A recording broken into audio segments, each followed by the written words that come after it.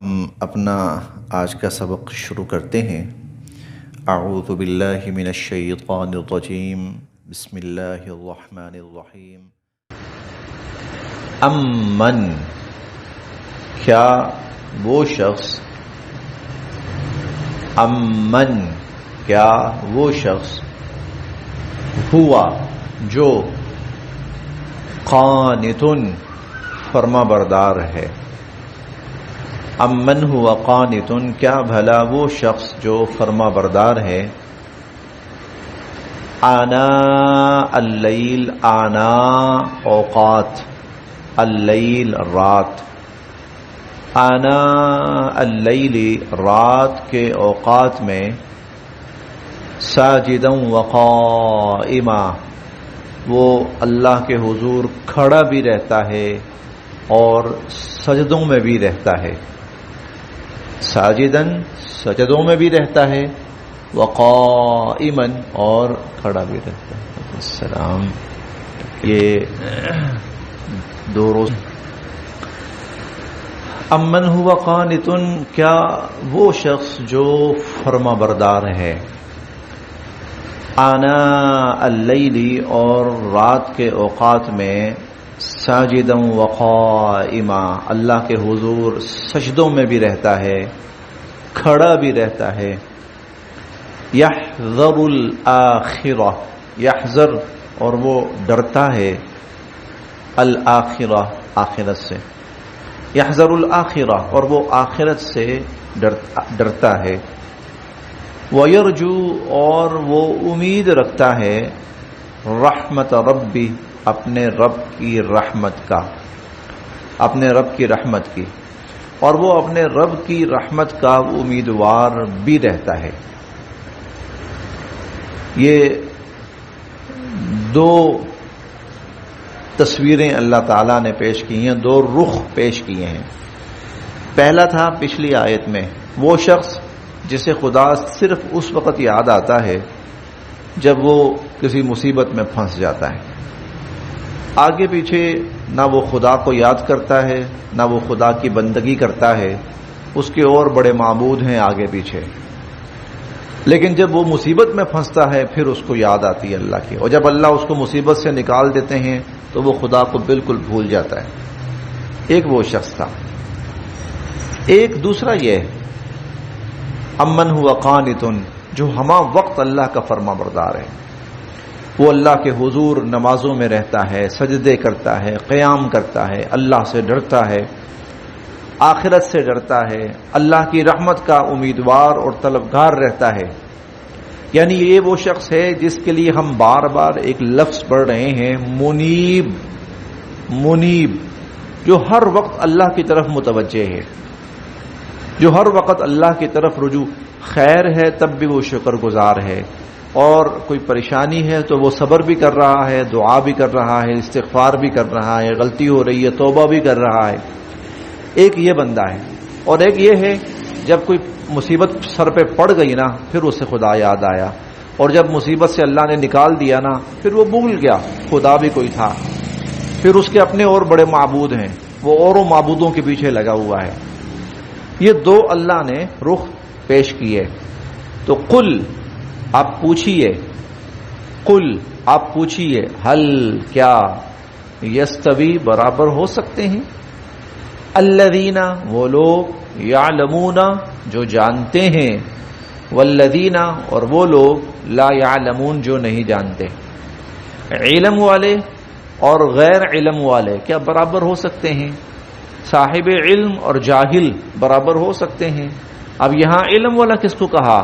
وہ جو ہمہ وقت اللہ کا فرما بردار ہے، جس کی ساری زندگی اللہ کی اطاعت میں گزرتی ہے، جس کی راتیں خدا نخواستہ کسی لہو و لعب میں نہیں گزرتی، بلکہ اس کی راتیں اللہ کے حضور نماز میں، سجدوں میں، قیام میں، بہت سی جگہوں پر ہم نے پڑھا ہے استغفار میں، اللہ کی یاد میں، اللہ کے ذکر میں، دن بھی ایسے گزرتے ہیں، راتیں بھی ایسے گزرتی ہیں۔ یہ علم والے، یہ علم والے ہیں، اور جن کی زندگی ایسی نہیں ہے وہ جاہل ہیں، وہ بے علم ہے، وہ بغیر علم کے ہیں۔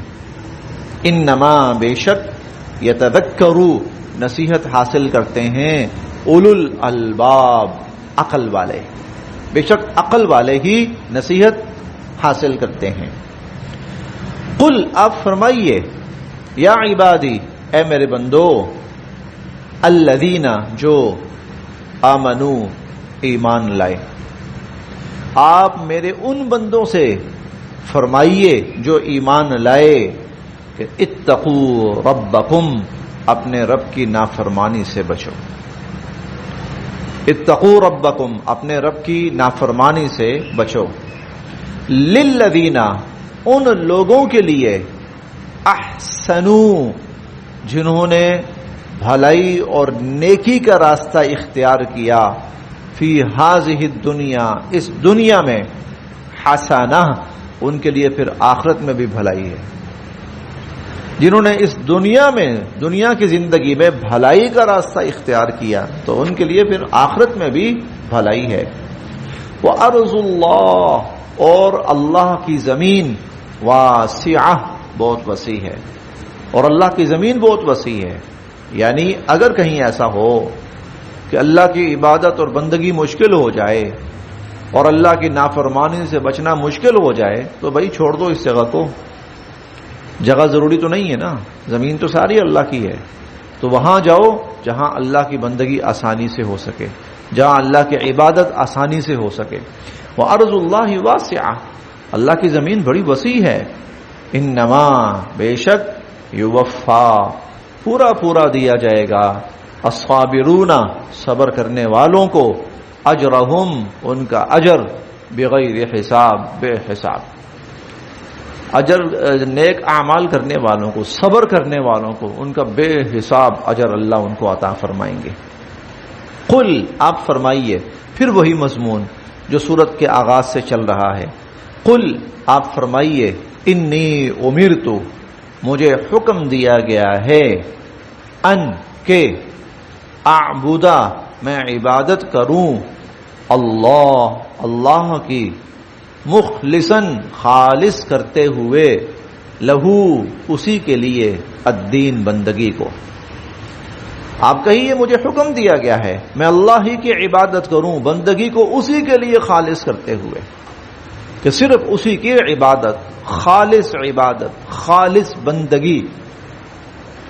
وَأُمِرْتُ، اور مجھے حکم دیا گیا ہے، لِأَنْ، کہ، اکونا، کہ میں بنوں، اول المسلمین، فرما برداروں میں سے سب سے پہلا، کہ فرما برداروں میں سے میں سب سے پہلا بنوں، یعنی صرف میں نے تمہیں دعوتیں نہیں دینی اور تمہیں نصیحتیں نہیں کرنی، بلکہ میں نے خود سب سے پہلے فرما بردار بن کے دکھانا ہے۔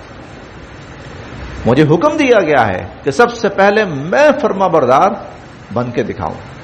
یہ جو اللہ کا جو دین ہے اس کی خوبی ہے کہ جو دعوت دینے والا ہے وہ پہلے خود پورا اپنے آپ کو فرما بردار بنا کے دکھا رہا ہے، عام لوگوں سے کہیں بڑھ کر وہ اللہ کی عبادت کر رہا ہے، وہ اللہ کی اطاعت کر رہا ہے، وہ اللہ کا ذکر کر رہا ہے، وہ اللہ سے استغفار کر رہا ہے، عام لوگوں سے کہیں زیادہ، اور وہ مشکلات میں صبر کر رہا ہے عام لوگوں سے کہیں زیادہ، اور وہ خوشیوں میں اور نعمتوں میں اللہ کا شکر ادا کر رہا ہے عام بندوں سے کہیں زیادہ۔ وَأُمِرْتُ، اور مجھے حکم دیا گیا ہے، لِأَنْ أَكُونَ أَوَّلَ الْمُسْلِمِينَ، کہ میں پہلا، سب سے پہلے میں فرما بردار بنوں۔ قل، اور آپ یہ بھی فرمائیے، یہ آیت بڑی سخت ہے، قرآن کریم میں پہلے بھی کئی جگہ آئی ہے لیکن بہت سخت آیت ہے۔ قل، آپ یہ بھی فرمائیے، انی اخاف، میں ڈرتا ہوں، ان عصیت، اگر عصیت، میں نے نافرمانی کی، ربی، اپنے رب کی، اگر میں نے اپنے رب کی نافرمانی کی تو میں ڈرتا ہوں کس چیز سے؟ عذاب یوم عظیم، عذاب یوم، دن عظیم، بڑا، وہ سب سے بڑے دن کے عذاب سے پھر میں ڈرتا ہوں۔ اگر میں اپنے رب کی نافرمانی کروں تو میں بھی اپنے رب کی، یعنی یہ نہیں ہے کہ میں مستثنا ہوں جو مرضی کرتا رہوں، نہیں، ایسا نہیں ہے۔ انبیاء علیہم السلام مستثنا نہیں تھے کہ جو مرضی کریں کھلی چھوٹ ہے، نہیں، بلکہ وہ عام لوگوں کی نسبت زیادہ پابند تھے۔ ان کا تقوی عام لوگوں سے کہیں زیادہ تھا. آج کے لیڈر جو ہیں نا، وہ مذہبی ہوں یا سیاسی ہوں، انہوں نے اپنا ایک الگ سٹینڈرڈ بنایا ہے کہ ہم مستثنا ہیں، ہم مستثنا ہیں. آج کے مذہبی سیاسی سب لیڈر انہوں نے اپنا ایک الگ سٹینڈرڈ بنایا، ہم مستثنا ہیں. لیکن حقیقت کیا ہے؟ اللہ کا دین کیا ہے؟ کوئی مستثنا نہیں. اور جو جتنا بڑا ہے وہ اتنا زیادہ پابند ہے، وہ اتنا زیادہ پابند ہے، اور وہ اس سے عام انسانوں سے کہیں زیادہ اس نے متقی بن کر دکھانا ہے، اس نے فرما بردار بن کر دکھانا ہے. قل، اسی لیے انبیاء جو ہوتے ہیں نا، وہ اتنے محتاط ہوتے ہیں، اتنے محتاط ہوتے ہیں، اتنے تقوی والے ہوتے ہیں کہ کبیرہ تو کبیرہ، وہ صغیرہ گناہ کی طرف بھی نہیں جاتے. جس کو ہم کہتے ہیں نا چھوٹا موٹا خیر ہے، کوئی بات نہیں، نہیں، ان کے ہاں اس کی بھی گنجائش نہیں ہوتی.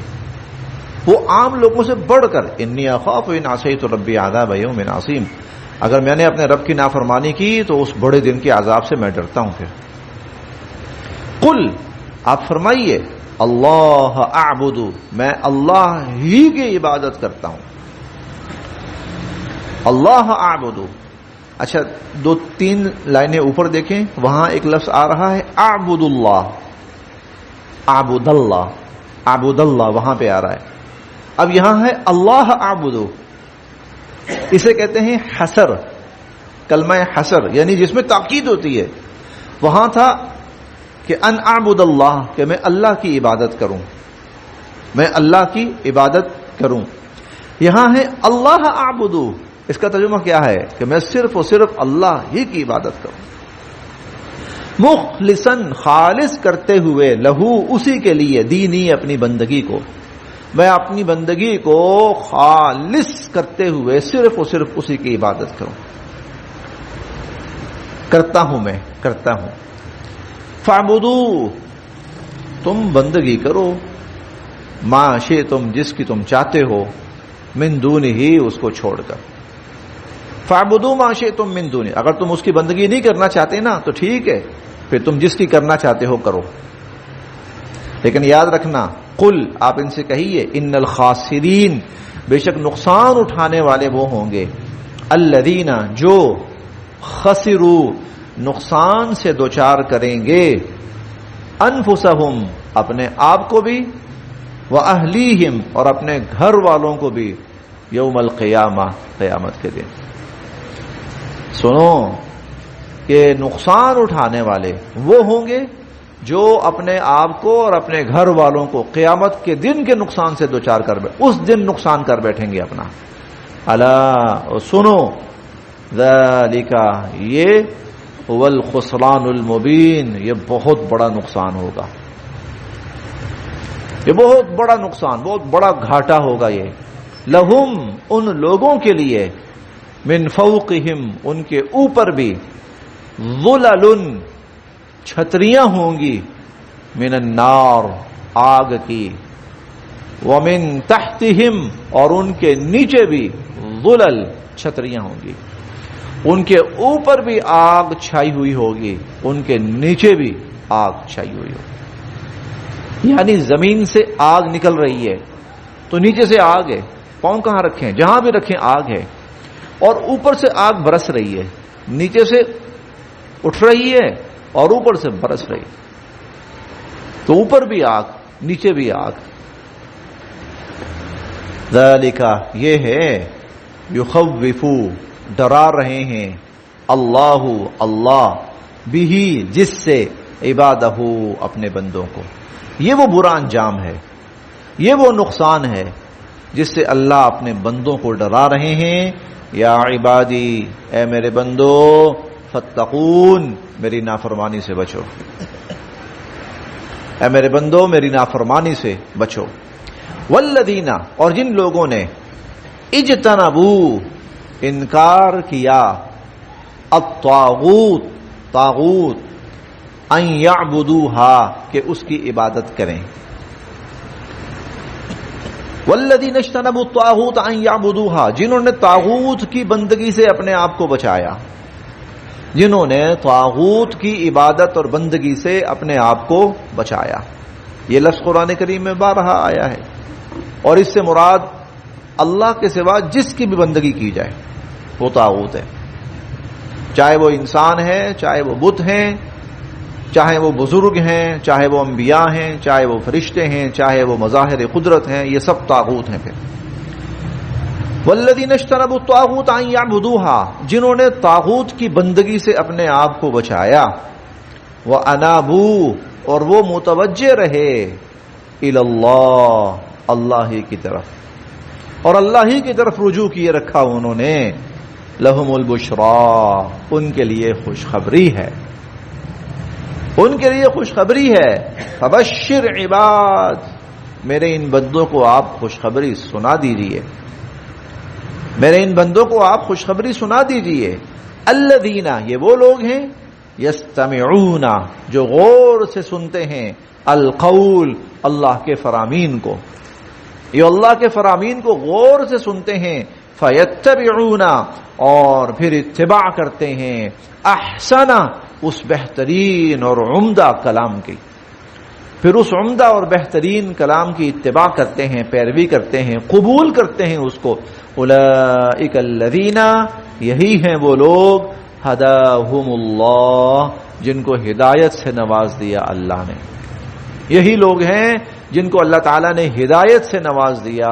وَأُولَئِكَ، اور یہی ہیں، ہم اولو الالباب، عقل والے لوگ، کہ جو اللہ کے کلام کو سنتے ہیں اور اس کو سمجھتے ہیں، پھر اس کو قبول کرتے ہیں، اس پر عمل کرتے ہیں، یہی لوگ ہیں جن کو اللہ نے ہدایت سے نواز دیا، سیدھا راستہ نصیب فرما دیا، اور یہی لوگ عقل والے ہیں. صدق اللہ. بس.